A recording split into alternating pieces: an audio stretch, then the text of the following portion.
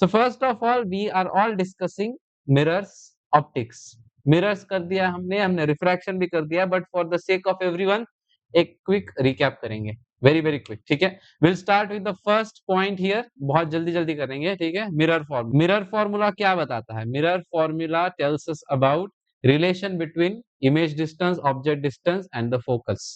सो किसी भी मिरर को, let us take a very simple case. कौन सी केस लेते हैं? कॉनकेव मिरर की केस लेंगे। मिरर में क्या होता है? रिफ्लेक्शन। रिफ्लेक्शन किसका होता है? ऑब्जेक्ट का होता है। ऑब्जेक्ट कहाँ रखते हैं? यहाँ रखते हैं। ये डिस्टेंस क्या होता है? यू। इस ऑब्जेक्ट की मान लो कोई तो पोजीशन है और इसकी कोई तो इमेज बनी यहाँ। ये है ऑब्जेक्ट, ये है इसकी इमेज। इमेज बनी किसी डिस्टेंस पे बनेगी, रियल साइड पे बनी है, जहां जिस साइड ऑब्जेक्ट है उसी साइड इमेज बनी है। Both are in the same domain, real domain में। This distance is v, I mean यहाँ से, सेंटर से। और इस ऑब्जेक्ट का फोकस कहीं पे यहाँ होगा, बीच में, पता है हमें। नहीं, यहाँ पे नहीं होगा, यहाँ पे क्या होगा? यहाँ होगा फोकस। फोकस यहाँ होगा, इस डिस्टेंस को हम कहेंगे तो UVF, object distance, image distance, focus. इन तीनों का रिलेशन देने का एक ही फॉर्मूला है अपने पास, mirror formula. Come again in this you tell UVF in this scenario are they positive और नेगेटिव? हमने एक कन्वेंशन बताया, यस, लेफ्ट, सारे के सारे लेफ्ट। देखो, हमेशा डिस्टेंसेस लेने हैं, मिरर से स्टार्ट करके दूर की तरफ जाना है। तीनों केसेस, तीनों लेफ्ट में है तो तीनों नेगेटिव आएंगे। साइन कन्वेंशन भी हो गया। क्या है साइन कन्वेंशन? ये नेगेटिव, ये पॉजिटिव, ये ऊपर वाला पॉजिटिव, नीचे सिंपल साइन कन्वेंशन है, ये समझ लिया था हमने। इसके हिसाब से अब हमने आगे क्या किया था? वी डिस्कस 6 डिफरेंट केसेस, याद है सबको? 6 केसेस थी। इन्फिनिटी, सेंटर ऑफ कर्वेचर, दोनों के फोकस और सेंटर के बीच में, focus and then between focus and the pole. याद है 6 केसेस? हर केस के लिए हमने डायग्राम बनाया। एक बार फिर से जाके चेक कर लेना, इफ नॉट यू अपना वीडियो है रिवीजन करने के लिए देख लो। But it's very very important, क्योंकि अब तुम 10th में हो और 10th का सिलेबस का भी पार्ट है ये। तो it is just not for foundation but for your board also. हाई रिवाइज कर लेना, ठीक है। Then subsequently we discuss about magnification. याद है मैग्निफिकेशन क्या है? मैग्निफिकेशन क्या है? अगर कल मैंने श्रेय को लिया और उसको से दबा दबा के पिचका दिया, इतना सा बना दिया छोटा सा, श्रेय को मैंने क्या कर दिया? डिमिनिश कर दिया, डिमिनिश। और फिर उसी श्रेय को, डिमिनिश श्रेय को खींच के मैंने वापस ओरिजिनल श्रेय बना दिया, मैग्नीफाई कर दिया। डिमिनिश्ड, मैग्नीफाइड, कैसा होगा? सो बेसिकली ये जो मैग्निफिकेशन है, magnification M, it is nothing but image की size, final size divided by the original size, object की size. So it is I by O. I is the size of image and O is size of object. याद है सबको? Size of object. अब इसी के according हमने U और V के टर्म में भी फॉर्मूला देखा है। याद आता है सबको? What was the formula in terms of U and V? It was simple. यहाँ पे सीधे सीधे देख लो, जो ऑब्जेक्ट पास में है, जो चीज पास में है वो छोटी है, जो दूर है वो बड़ी है। दिख रहा है? तो if V is more, the object is larger. देखो, और इमेज का डिस्टेंस ज्यादा है, V is more and the size of image is also more. U is less, size of object is less. Correct है? मतलब इमेज की size उसके distance पे बढ़ती है, ऑब्जेक्ट की साइज भी उसके डिस्टेंस पे बढ़ती है। तो यहाँ पे हमें इमेज की साइज चाहिए which is relevant to the V, the image की डिस्टेंस। So it's V। या द साइन तो बताएंगे, बट अभी बस फॉर्मूला लिखते हैं, राइट? V एंड ऑब्जेक्ट की size U, V by U, because both are proportional. जितना दूर ऑब्जेक्ट है उतनी उसकी बड़ी साइज है। More is the distance, more is the size. So V by U, but there is a minus sign. क्यों? Because देखो, यहाँ पे देखो, ये एग्जांपल में ऑब्जेक्ट ऊपर था, इमेज नीचे है। ऑब्जेक्ट की हाइट +2 थी, इमेज की हाइट -4 है। रिवर्स हो गया, बड़ा हो गया बट नेगेटिव हो गया, राइट? तो इसीलिए यहाँ पे जो आंसर आएगा वो नेगेटिव आएगा, माइनस बाय प्लस। तो ये नेगेटिव करने के लिए I just put a negative sign. तो फाइनल अपना मैग्निफिकेशन का फॉर्मूला बनता है image height by object height which is minus of V by, बस ये हमने देख लिया। याद है? फिर हमने क्या किया था? We converted this V using the mirror form. We eliminated V in terms of F and U। कैसे किया था हमने? हमने लगाया था 1 by U plus 1 by V as 1 by F। यहां से हमने V को सेपरेट किया था, क्या आया था हमारा? 1 by V as 1 by F minus 1 by U, और यहां से आया था 1 by V as UF U minus F by FU। फिर V बना था हमारा FU by U minus F। याद है ये फॉर्मूला? बस हमने शिफ्ट किया था and then we put this V value here और हमारा फाइनल फॉर्मूला क्या बना था, if I put this value U cancel minus of F by U, ये हमने सेकेंड फॉर्म में भी मैग्निफिकेशन देखा था लास्ट लेसन, ठीक है। Mirror formula, all 6 cases of mirror, magnification, तीनों चीज क्लियर है, हमने लास्ट क्लास में किया। इसके बाद ये खत्म करके हम घुसे थे कंप्लीटली नेक्स्ट टॉपिक में। व्हाट वाज दैट टॉपिक, याद कर लो, रिफ्लेक्ट हो गया, अब रिफ्रैक्ट करेंगे, बिल्कुल सही। Next topic that we discussed was refraction. Refraction में हमने क्या कहा कि हमारा कॉमन बिलीफ है that light travels in a straight line, but there is a condition, light travels in a straight line as long as वो एक ही medium में ट्रैवल कर रही है, बिना किसी ऑब्जेक्शन के सीधे सीधे भाग रही है। लाइट बहुत चतुर होती है, उसको जैसे ही कोई ऑब्जेक्शन मिला, कोई ऐसे बीच में बाउंड्री मिली, वो बोलता है मैं तेरे से झगड़ा नहीं करूंगा, मैं सीधा अपने अपने रास्ते निकल जाता हूँ। जा रहा था, बीच में ऑब्जेक्शन आया, रास्ता change, I don't want any fight. Light का कहना होता है I don't want any fight. तो लाइट यही करती है, जब किसी मीडियम से लाइट ट्रैवल कर रही है, let's say this is vacuum, vacuum से light is entering into let's say water. अब वैक्यूम में लाइट आराम से जा रही थी, बट सडनली एक ऑब्जेक्शन आ गया वाटर का, तो वो लाइट बोलती है I don't want any issues. Water कहेगा चलो पिचक जाओ, अंदर घुस जाओ। लाइट बोलती है ठीक है सर, मैं अंदर घुस, आई डोंट वांट एनी, राइट। ये होता है refraction, light changes is direction. फिर इस चेंज इन डायरेक्शन के लिए हमने रिफ्रैक्शन का ही जो कॉन्सेप्ट है, इसका नाम रिफ्रैक्शन दिया था। इसमें हमने कुछ चीजें डिस्कस की थी, जैसे इसको हमने कहा था एंगल ऑफ इंसिडेंस, इसको हमने कहा था एंगल ऑफ रिफ्रैक्शन। फिर यहां से हमने एक और एक चीज बताई थी, ये डेल्टा, इसको हमने कहा था एंगल ऑफ डिविएशन, याद कर लो, इनिशियल रे कितना डिविएट हुआ है। फिर यहां से हमने स्नेल्स लॉ की बात की थी, स्नेल्स लॉ की बात की थी, हमने कहा था sine of I the input angle by sine of R the refracted angle is a constant, ये हमेशा कांस्टेंट होता है। और इसका रीजन भी हमने बताया था, ये क्यों होता है, because light wants to travel the fastest route, कम से कम टाइम वाला रूट लाइट को चाहिए होता है।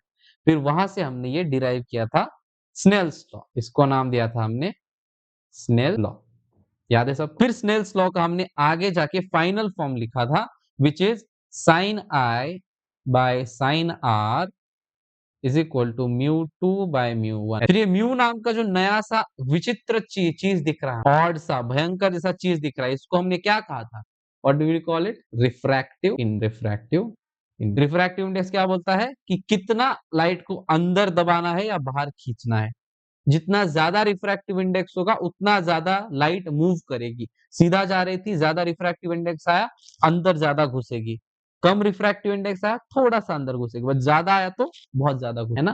तो रिफ्रैक्टिव इंडेक्स कंट्रोल करता है कि लाइट कितना ज्यादा बेंड होगी, the amount of bend is controlled by this refractive index, and it is a property of the material. ये क्या है, सिर्फ मटेरियल की प्रॉपर्टी होती है। तो हमने यहां तक देखा था, याद है सबको, हमने इस लॉ तक, स्नेल्स लॉ तक आके हमने छोड़ा था, स्नेल्स लॉ तक आके हमने छोड़ा था। इसके हमने दो अलग अलग फॉर्म भी देखे थे। अब क्या फॉर्म थे ये, जल्दी से हम लिखते, sine I by sine are is equals to ये mu two by mu one, mu two by, इसको इक्वल टू हम लिख सकते हैं velocity in medium one by velocity in medium two. Light की वेलोसिटी बच्चों याद रखो हर मीडियम में अलग अलग होती है। जो हमने c is equal to 3 into 10 power 8 बोला है, तुम लोगों ने देखा होगा, ये स्पीड है लाइट की वैक्यूम, ये स्पीड है लाइट की वैक्यूम। अब तुम लोग पूछो कि sir is there any possible case where the speed of electrons is more than speed of light. हम तो कहते हैं ना कि लाइट की स्पीड सबसे ज्यादा होती है वर्ल्ड में, उससे ज्यादा कोई फास्ट नहीं होता, बट क्या ऐसी कोई पॉसिबल केस है कि इलेक्ट्रॉन्स की स्पीड लाइट से भी ज्यादा? अच्छी बात है, अच्छी चीजें देख रहे हो तुम लोग। क्या कभी पॉसिबल है कि लाइट से भी कोई कुछ फास्ट हो, anything that is faster than light? बिल्कुल हो सकता है, it is just a very small spike, no, that is just a very small, that is just a very small spike. But but हम तो कहते हैं ना कि लाइट सबसे फास्ट है वर्ल्ड में, यूनिवर्स में। So is there anything that is even faster than, that is definitely possible. अगर मैं लाइट को किसी ऐसे मीडियम में डालूं जो उसकी स्पीड बहुत ज्यादा कम करता हो, जहां से यहाँ पे ध्यान से, the speed of light, the velocity is inversely proportional to the refractive index, यानी कि रिफ्रैक्टिव इंडेक्स ज्यादा है किसी मीडियम का, बहुत ज्यादा डेंस मीडियम है, तो उसमें लाइट बहुत स्लो। अगर मैं रिफ्रैक्टिव इंडेक्स को बस 10% बढ़ा दूं, if I increase the refractive index bye 10%, how much the speed of light be decrease by, कोई बताएगा मुझे? If I increase the refractive index bye 10%, basic math question, try करेंगे, चेक करो, कर सकते हो तुम लोग। सिंपल सा क्वेश्चन है, if the refractive index mu is increased by 10%, mu 1 से म्यू 2 तक जाने में 10% की जंप हुई, how much is the speed decreased bye, कोई ट्राई करना चाहे? कितने परसेंट लाइट की स्पीड कम होगी अगर मैंने बस 10% रिफ्रैक्टिव इंडेक्स बढ़ा दिया? 1.1, मतलब वैक्यूम का रिफ्रैक्टिव इंडेक्स 1 होता है, हमें पता है। वैक्यूम या फिर एयर का रिफ्रैक्टिव इंडेक्स 1 कंसिडर करते हैं। किसी ऐसे मीडियम में उसको लाइट को मैंने डाला जिसका रिफ्रैक्टिव इंडेक्स 1.1 है, 10% ज्यादा, तो उस मीडियम में लाइट की स्पीड कितनी कम होगी? उस मीडियम में लाइट की स्पीड कितनी कम होगी? How much will it decrease by? Is it 10? बहुत ही इंटरेस्टिंग सवाल है, ऐसे सवाल you can expect in an. हाँ, 90% आ रहा है, ट्राई करें। हाँ, तो 10% डिक्रीज आ, ट्राई करें साथ में। देखो सिंपल केस, मैं क्या करता हूँ, म्यू 1 को 1 कंसिडर कर लेता हूँ, वैक्यूम, ठीक है, ये वैक्यूम। म्यू 2 को हमने 10% इंक्रीज किया है, प्लस 10%, ये कितना होगा? 1 का प्लस 10%, 1.1, सही है। वैक्यूम में स्पीड क्या थी? वेलोसिटी कितना था? c था, c which is 3 into 10 power. अब इस मीडियम में वेलोसिटी हमें जानना है कितना होगा, सब लोग मेरे साथ है। बेसिक प्रोपोर्शन इनवर्स वाला, तो आई गेट 1.1 डिवाइडेड बाय 1, इस फॉर्मूला में मैं रख रहा हूं, इस फॉर्मूला में चीजें को सब्स्टिट्यूट कर रहे हैं हम लोग। 1.1 by 1 is equals to velocity in medium 1 कितना था? c था, c divided by velocity in medium 2 पता नहीं, क्वेश्चन, तो क्वेश्चन मार्क की वैल्यू क्या है? c divided by 1 point. सब लोग मेरे साथ, बस 10% मैंने बढ़ाया, तो the final value of speed of light is already c by 1.1। ये कितना है चेक करते हैं। ओरिजिनल वाज c, अब हमें कितना डिक्रीज हुआ है ये कैलकुलेट करना है, तो original was c, so c minus c by 1.1 divide by c into 100, this is decrease percent, ये हमें सबको पता है। कितना आता है ये? C C cancel, 1 minus 1.1 into 100, मेरे साथ है सब लोग। This is 0.1 by 1.1 into, correct, this is 100 by 11, 100 by 11 कितना आएगा? 9.999, सॉरी, व्हाट इज 9.9.00909, करेक्ट है, 90.9। तो बच्चों मैंने बस 10% मेरी रिफ्रैक्टिव इंडेक्स बढ़ाया था, मेरी लाइट की स्पीड ऑलरेडी ऑलमोस्ट 9% गिर गई है, ऑलमोस्ट 9% डाउन, सिर्फ 10% बढ़ाने से। अब क्या होगा, मेरे पास तो कुछ ऐसे मटेरियल भी है जिनका रिफ्रैक्टिव इंडेक्स 100% ज्यादा होता है। 2 रिफ्रैक्टिव इंडेक्स वाले मटेरियल्स है मेरे पास, 2.5 रिफ्रैक्टिव इंडेक्स वाले मटेरियल रियल लाइफ में है, अपने सराउंडिंग एलिमेंट्स, सराउंडिंग एनवायरनमेंट में ही काफी सारे मटेरियल्स ऐसे हैं जिनका रिफ्रैक्टिव इंडेक्स 2 से भी ज्यादा। अब इमेजिन करो वहां पे लाइट की स्पीड कितनी कम होगी, ऑलमोस्ट हाफ हो जाएगी, लेस देन। जो light 3 lakh kilometre per hour second की स्पीड से जा रही थी, वो सडनली 1.5 लाख पे आएगी, हाफ हो जाएगी।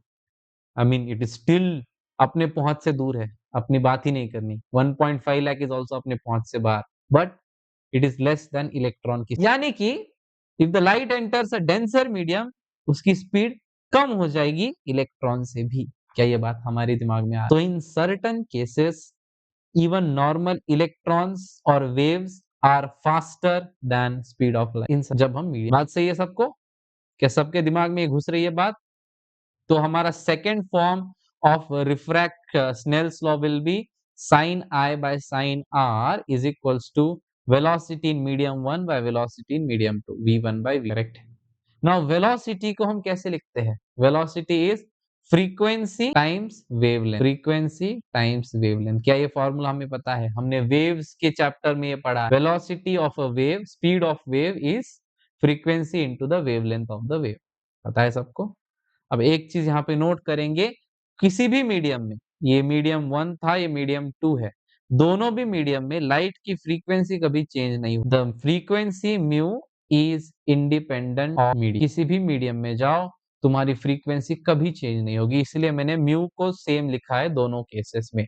अगर म्यू म्यू कैंसिल हो गया, बचा लैम्बडा 1 बाय लैम्बडा, यानी कि स्नेल्स लॉ का और एक मेरे को मिल गया है formation, sine I by sine are is lambda 1 by lambda 2। तीन मेरे मुझे फॉर्मेशन मिल चुके हैं मेरे स्नेल्स लॉ के अलग। क्या सब लोग मेरे साथ हैं? और the three forms of Snell's law is written. तो कभी वेवलेंथ में बात होगी तो ये फॉर्मूला आई बाय आर सबसे याद कर लो। आई ऊपर होता है, आर नीचे होता है, ठीक है। आई इज इन मीडियम 1, आई मतलब 1, आर मतलब 2। तो sine I is directly proportional to lambda, देखो 1 1 है ऊपर आई, और velocity is directly proportional to sine I, sine I velocity directly proportional. But refractive index inverse है, 1 2, आई के साथ 2 है इनवर्स। तो हमें यहां से पता चलेगा that sine of angle is directly proportional to velocity is directly proportional to lambda, but sine of angle is inversely proportional to the refractive index जितना ज्यादा एंगल उतना कम। देखो एंगल उतना कम क्योंकि ज्यादा दबा देगा अंदर, ज्यादा रिफ्रैक्टिव इंडेक्स मतलब अंदर ज्यादा मार मार के से दबा देगा अंदर, छोटा सा एंगल मिल जाएगा तो इनवर्स हो जाएगा। म्यू ज्यादा था, एंगल कम हो, बट v और लैम्डा डायरेक्टली प्रोपोर्शनल, जितना ज्यादा आए उतनी ज्यादा स्पीड, जितना कम आए उतनी कम स्पीड। क्या ये बात हमारे दिमाग में घुस रही है? यहाँ हमने इसका डिस्कशन स्टार्ट किया था लास्ट लेसन में।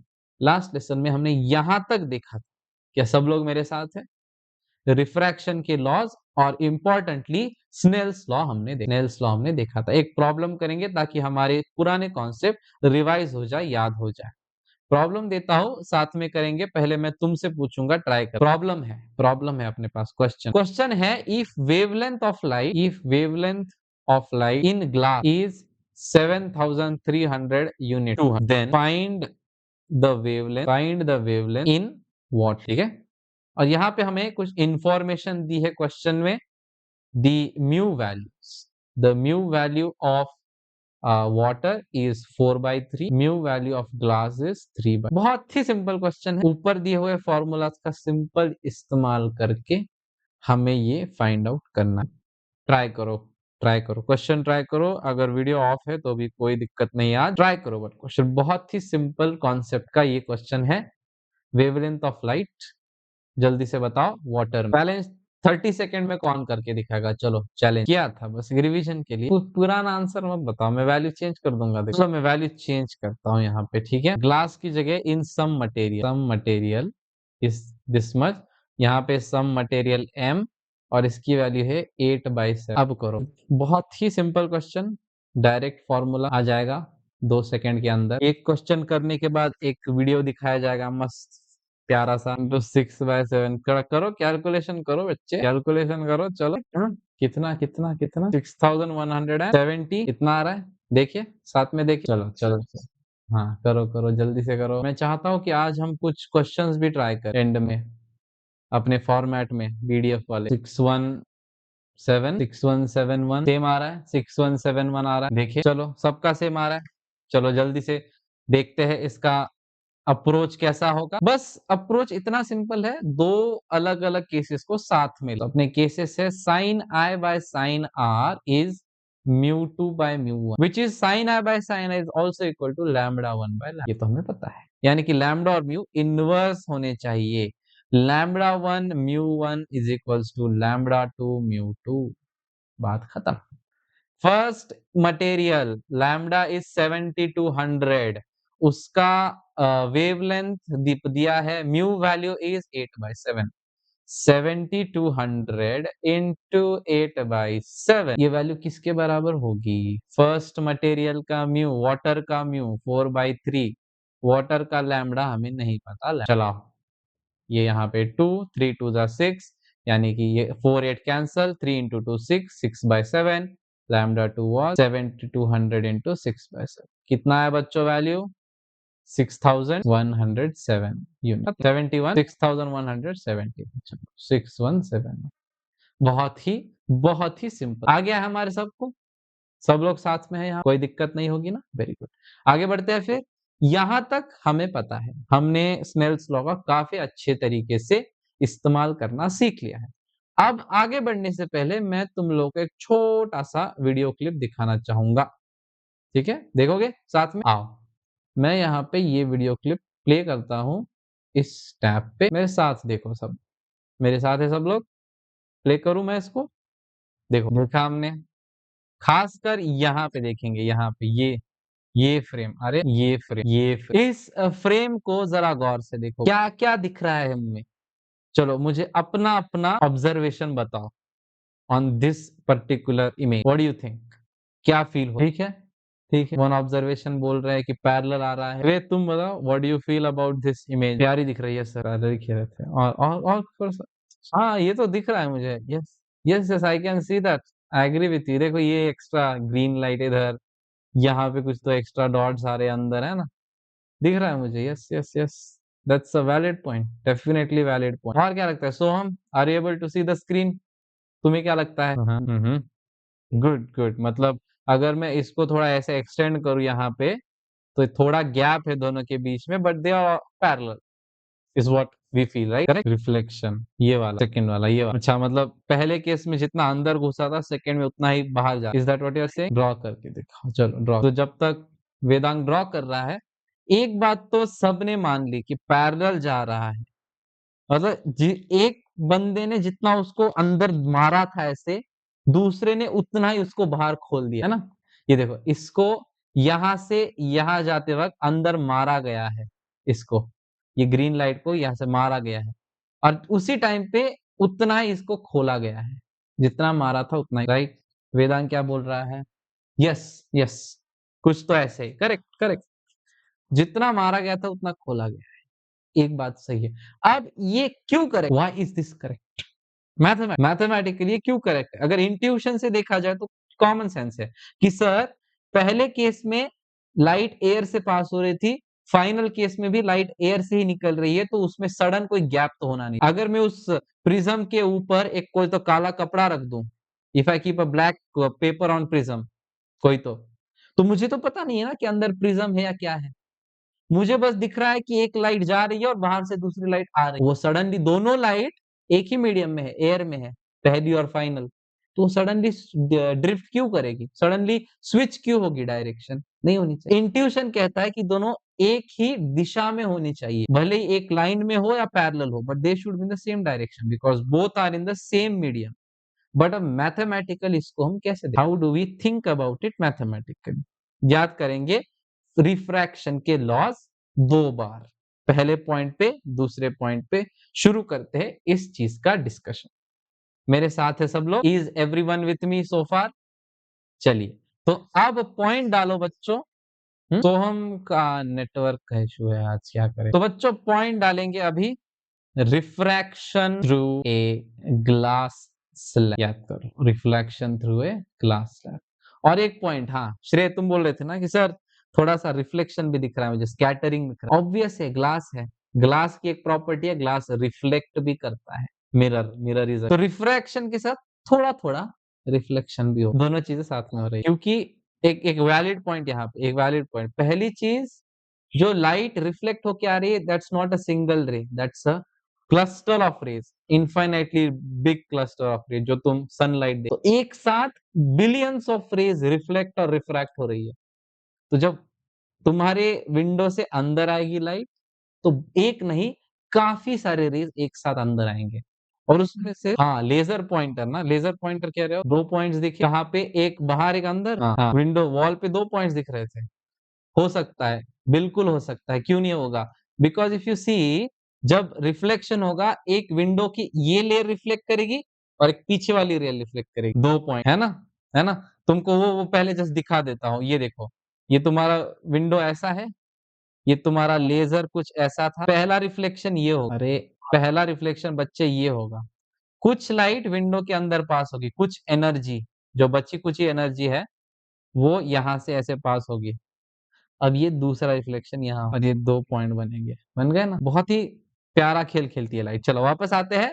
अब हम देख रहे हैं बच्चों रिफ्रैक्शन थ्रू ग्लास स्लैब।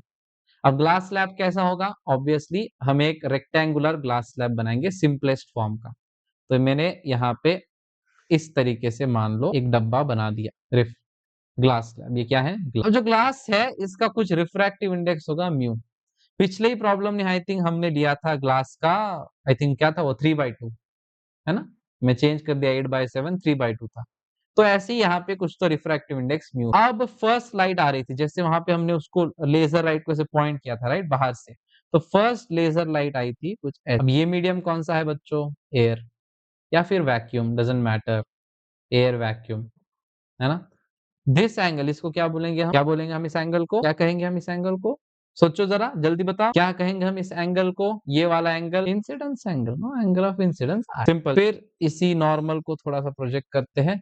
अब देखो यहाँ से अब ग्लास के अंदर घुस रहा है, ग्लास का रिफ्रैक्टिव इंडेक्स एयर से ज्यादा है, मतलब लाइट बाहर जाएगी या अंदर घुसेगी? बाहर जाएगी या अंदर घुसेगी? अंदर घुसेगी, बात सही है। चलो अंदर घुसाते हैं थोड़ा सा, क्या लाइट अंदर घुस चुकी है हमारी? इस एंगल को हम क्या कहेंगे बच्चों? Refraction, angle of refraction. पहली चीज हो गई। अब फनी थिंग होती है यहाँ पे, अब देखो ये एंगल कितना होगा? If this angle is R, what is this angle? नीचे वाला जो मैंने बनाया आर होगा right. Alternate angles, parallel line के बीच के अल्टरनेट एंगल्स आर।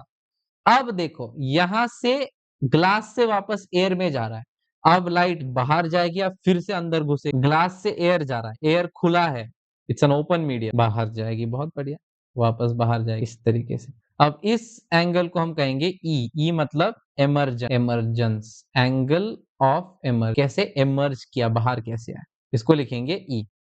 अब हम यहाँ पे थोड़ा सा वापस स्नेल्स लॉ लगाते हैं to find the relation between this i and this e, इन दोनों के बीच में क्या संबंध है? चलो सबसे पहले ट्राई करेंगे एट फर्स्ट पॉइंट, इसको मैं पॉइंट नंबर 1 देता हूँ, जिसको पॉइंट नंबर 2 कहता हूँ। क्या बोल रहे थे वेदांत? ठीक है, ट्राई करते हैं, reflect angle plus small delta, try करते हैं, पहले देखते हैं, चलो चलो ट्राई करेंगे, but using the law of refraction, Snell's law use करके ट्राई करेंगे, ठीक है? सबसे पहले पॉइंट नंबर 1 जो यहाँ पे है, इस पॉइंट पे स्नेल्स लॉ लगाओ, स्नेल्स लॉ एट 1 क्या होगा? चलो कौन बताएगा मुझे यहाँ पे स्नेल्स लॉ क्या लगेगा? साइन और म्यू के फॉर्म में बताओ। Sine I by sine are is equal to mu two, कौन सा है? नहीं यहाँ पे तो बस वैल्यू बताओ, कोई नहीं, म्यू ऐसे करेक्ट, म्यू ग्लास, या फिर ये म्यू ग्लास क्या लिखा है? म्यू लिखा है, म्यू एयर का 1 होता है तो 1 की, सब सही है मेरे साथ। तो mu is equal to sine R by sine R, इसको मैं लिख देता हूँ पॉइंट, ठीक है? अब स्नेल्स लॉ एट पॉइंट 2, चलो यहाँ पे सोहम बताएगा मुझे, सोहम बताओ स्नेल्स लॉ एट पॉइंट 2 पे सेम लॉ बताओ। सोहम का नेटवर्क बहुत ज्यादा खराब लग रहा है, चलो श्रेय तुम बताओ Snell's law at point 2 same format क्या है? पॉइंट 2 पे स्नेल्स लॉ क्या आएगा? क्या आएगा पॉइंट 2 पे स्नेल्स लॉ क्या है? जैसे पॉइंट 1 पे हमने आई और आर का बताया था, वैसे पॉइंट 2 पे क्या है? हाँ आर और ई का आएगा, ये तो बात सही है, बट क्या आएगा रिलेशन? क्या आएगा? कौन बता सकता है मुझे क्या आएगा रिलेशन पॉइंट 2 पे? बताओ कोई भी एक बताओ। Sine E by sine are equals to mu by 1, बहुत सिंपल है। या फिर मैं साइन आर बाय साइन ही लिखता हूँ, साइन आर बाय साइन ही लिखता हूँ फॉर आवर कन्वीनियंस, ओके? फिर उसको वो करेंगे sine R by sine E as 1 by, क्या उल्टा किया? हाँ मैंने क्या किया, देखो यहाँ पे मैंने क्या, स्नेल्स लॉ का फॉर्मूला क्या है? सिंपल एक्सप्रेशन क्या है? ऊपर का एंगल बाय नीचे का एंगल इज इक्वल टू ऊपर का नीचे का म्यू बाय ऊपर का म्यू, ऊपर का एंगल बाय नीचे का एंगल इज इक्वल टू नीचे का म्यू बाय ऊपर का म्यू, ऊपर का एंगल आई, नीचे का angle R is equal to नीचे का म्यू बाय ऊपर का म्यू, नीचे का म्यू बाय उल्टा। सेम यहाँ पे लगाओ श्रेय, ऊपर का एंगल बाय नीचे का angle R by E is equal to नीचे का mu which is 1 because it is air by ऊपर का म्यू विच इज म्यू। यहाँ से मुझे क्या मिलेगा? इन दोनों एक्सप्रेशन से मुझे क्या मिलेगा? अगर क्या होगा मैं बी को इनवर्स कर दूं, if I inverse the second expression B, इसको अगर मैं उल्टा कर दूं एक्सप्रेशन को, तो साइन ई बटा sine are is equals to mu, ये बी को इनवर्स किया है, बी इन्वर्टेड। अब जरा ध्यान से देखो ए और बी इन्वर्टेड दोनों, राइट साइड में म्यू म्यू है, लेफ्ट साइड में ये एक्सप्रेशन है, which means both should be equal. लगा देते हैं sine I by sine are is equals to sine E by sine R, मेरे साथ है सब लोग? अब मैं इस आर और आर को उड़ा देता हूं, क्या बचा? Sine I is equal to sine e, यानी कि i is equal to i is equal to e मतलब ये जितना है उतना ही ये है, दोनों नॉर्मल के एंगल्स इक्वल इक्वल है, यानी कि ये दोनों लाइट रेज बच्चों पैरेलल होगी। Emergent ray is parallel to incident ray, लिख देते हैं पॉइंट।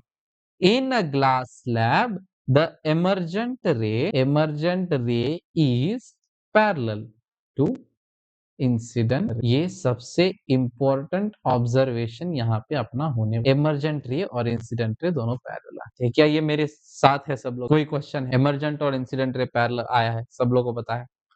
अब एक तुम लोगों ने ये भी कहा था कि सर लग रहा है कि जो इंसिडेंट रे है वो थोड़ा सा शिफ्ट हो गया है, it's got shifted by some value, it got shifted by some value, है ना? ये जैसे हमने वो एक्सपेरिमेंट में देखा था, राइट, वीडियो में देखा था, मूव हो गया है। ये जो शिफ्ट है इसको हम कहते हैं बच्चों lateral shift, lateral shift, lateral या फिर हॉरिजॉन्टल शिफ्ट भी कहा, लैटरल और horizontal. Now is there a way to calculate this shift? इतना ज्यादा मूव किया है, क्या ये हम कैलकुलेट कर सकते हैं? Is there a way to calculate lateral shift? देखते हैं लैटरल शिफ्ट कैलकुलेट कैसे करते हैं। थोड़ा सा ट्रिगोनोमेट्री तुम लोगों को यूज करना पड़ेगा एक्सटेंसिवली। देखते हैं लैटरल शिफ्ट कैसे कैलकुलेट करेंगे, दिखाता हूं जल्दी से। लैटरल, चलो फिर से मैं ये डायग्राम उठा लेता हूं नेक्स्ट ड्रॉ के लिए, तो करेंगे copy, I think paste is not allowed unfortunately, फिर से ड्रॉ करेंगे, कोई बात नहीं। लैटरल शिफ्ट हम ट्राई कर रहे हैं निकालने के लिए, तो मैं फिर से बना देता हूँ दोनों केसेस, और ये मेरा इंसिडेंट रे आया, रिफ्रैक्ट हुआ, ये रहा आई, ये रहा आर, ये भी रहा आर, और अब ये केस में यहाँ पे मैं सीधे आई लिख देता हूँ, because I and E were same, incident angle and emergent angle both were same. अपना गोल है, अगर मैं इसको ऐसे एक्सटेंड करूँ, ये कैलकुलेट करना, दिस डिस्टेंस कितना, ठीक है, दिस डिस्टेंस। अब मैं कुछ ज्योमेट्रिक कंस्ट्रक्शन करता हूँ, मुझे चाहिए ये डिस्टेंस, मैं इसको यहाँ पे पैरेलल ड्रॉ कर लेता हूँ, मेरे साथ है सब। अब मुझे कुछ ना कुछ करके ये डिस्टेंस कैलकुलेट करना है, मान लेते हैं ये x डिस्टेंस, कुछ ना कुछ करके ये डिस्टेंस कैलकुलेट करना है।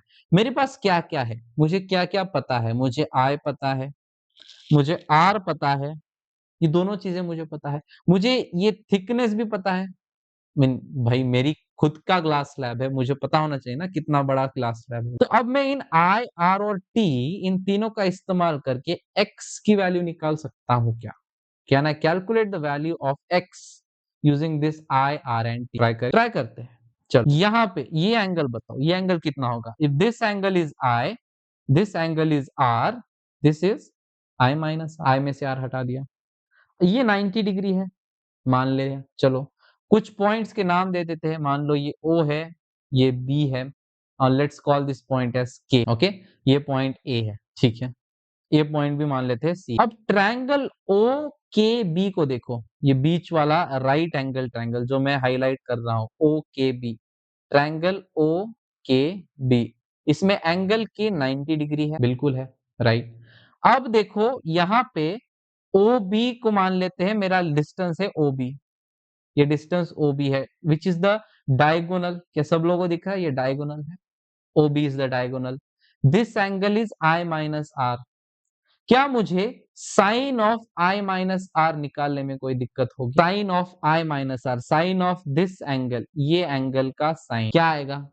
Sine of this angle i minus r. Opposite कितना है? अपोजिट यहाँ पे बच्चे बताओ, एक्स है। हाइपोटेनस कितना है? ओ बी है। Very good very good, x upon O B, यानी कि एक्स की value O B times sine of i minus r आएगी। बात सही है। अब ये ओ बी कैसे, how do I calculate O B? Thickness पता है, ओके, ये वैल्यू मुझे टी है पता है, थिकनेस। साइन ऑफ आर से कैसे निकालेंगे? सोचो और सोचो, कॉस ऑफ आर से निकालेंगे। Very good, cos of r क्या बताएगा? What is cos of are?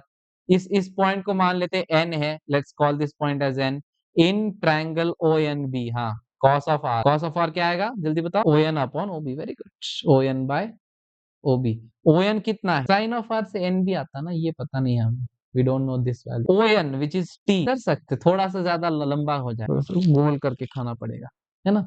O N की वैल्यू टी है, t by O B. Very good, cos of r. क्या यहां से मुझे ओ बी की वैल्यू नहीं मिल रही बच्चों? What is the value of O B from this expression? O B will become t by cos r. क्या मैं यहाँ पे इसको सब्स्टिट्यूट कर सकता हूँ? बिल्कुल कर सकते हैं सर। क्या मुझे नहीं मिलता अगर मैं ओबी की वैल्यू रख दूं? क्या मुझे फाइनली ये एक्सप्रेशन बच्चों नहीं मिल रहा है? क्या तुम खुद बताओ? क्या मेरे साथ हो सब लोग? x is equal to t times sine of i minus r by cos of. क्या मुझे आई पता है? बिल्कुल। आर पता है? बिल्कुल पता है। टी पता है? तो क्या अब मैं यहां से लैटरल शिफ्ट कैलकुलेट कर सकता हूं क्या? बिल्कुल। मेरा लैटरल शिफ्ट का फॉर्मूला बनता है lateral shift x is equals to t by cos r into sine of i minus. Simple. ये सिंपल सा फॉर्मूला क्या हमारे दिमाग में, बड़े से दिमाग में छोटा सा फॉर्मूला घुस रहा है क्या? घुस गया है? अगर घुस गया है, अगर घुस गया है तो एक सिंपल प्रॉब्लम करो ताकि मैं मान लूं कि ये हमें पता चल चुका है। चलो, क्वेश्चन क्या है? बहुत सिंपल सा क्वेश्चन दे रहा हूं, करके बताना। एक लाइट रे है, इंसिडेंस एंगल उसका, उस लाइट रे का इंसिडेंस एंगल, अरे एक सेकेंड, हाँ, उस लाइट रे का इंसिडेंस एंगल है 60 डिग्री। विजुअलाइज करो 60 डिग्री पे ऐसे लाइट इंसिडेंट हो रही है किसी ग्लास स्लैब पे। एक ग्लास स्लैब पे इंसिडेंट की है जिसकी thickness of the glass slab है 2√3 मिलीमीटर। इतना सा ग्लास स्लैब है, उस पे लाइट रे आ गई है और उसका रिफ्रैक्टिव इंडेक्स बच्चों है √3। क्या अब तुम मुझे बता सकते हो इसमें लैटरल शिफ्ट कितना आएगा? इसमें लैटरल शिफ्ट कितना आएगा? बहुत ही सिंपल सा सवाल। फॉर्मूला देखना है तो यहाँ पे है। Is coming from air, yes, coming from air. Yes बच्चों, क्या आ रहा है? स्नेल्स लॉ को कनेक्ट करो। कितना? 2 millimetre. Any other answers? Conflicting answer? Yes, no, maybe. चलो, बहुत ही सिंपल है and the answer is correct. कितना सिंपल सवाल है देखो। हमें पता है lateral shift x is equals to t times cos of, sorry, t by cos r into sine of i minus. याद कर लो, फॉर्मूला यहाँ पे है।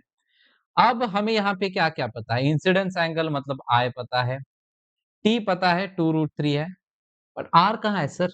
आर ही नहीं दिया, कैसे कैलकुलेट करेंगे आर?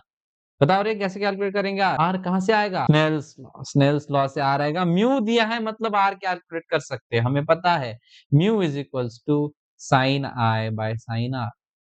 अब म्यू उल्टा हो जाएगा, 1/म्यू हो जाएगा, सिंपल है। Mu equal to sine I by sine r, simple सा केस। म्यू2/म्यू1 equal to sine I by sine are.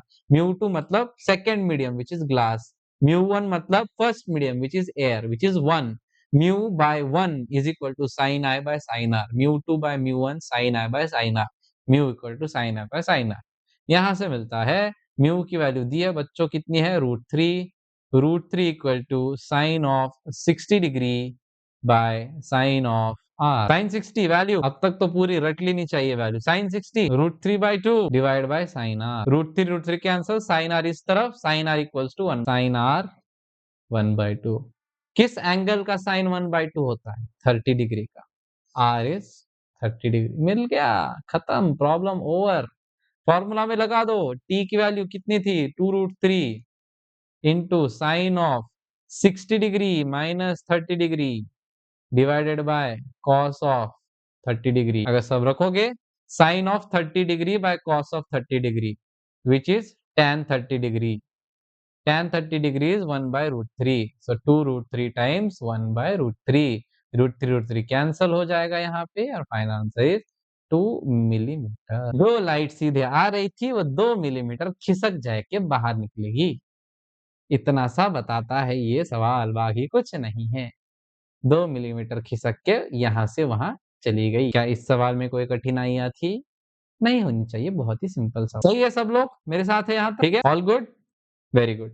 तो यहाँ तक अगर समझ गए हम, तो नेक्स्ट लेसन में हम डिस्कस करने वाले बहुत ही important chapter for foundation, for JEE, for olympiads, for NSO, IMO, हर किसी चैप्टर है apparent depth and normal shift. Apparent depth and normal shift जो हम अगले लेसन को में इस चैप्टर को कवर करेंगे। तो अगले क्लास में आने से पहले इस क्लास का पूरा रिवीजन हो जाना चाहिए।